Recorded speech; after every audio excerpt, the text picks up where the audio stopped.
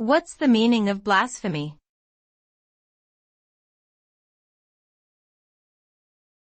Blasphemy.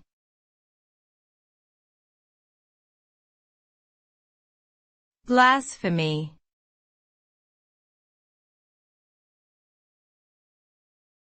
Blasphemy.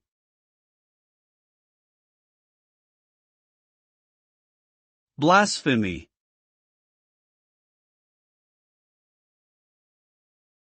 Blasphemy is a noun that refers to speaking or acting in a way that shows disrespect or lack of reverence towards something considered sacred, holy, or worthy of respect.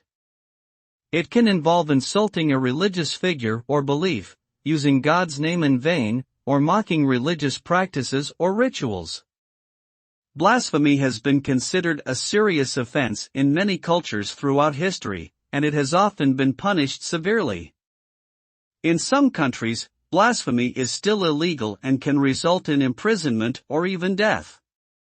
Despite this, the concept of blasphemy remains controversial and debated, particularly in regards to freedom of expression and religious tolerance.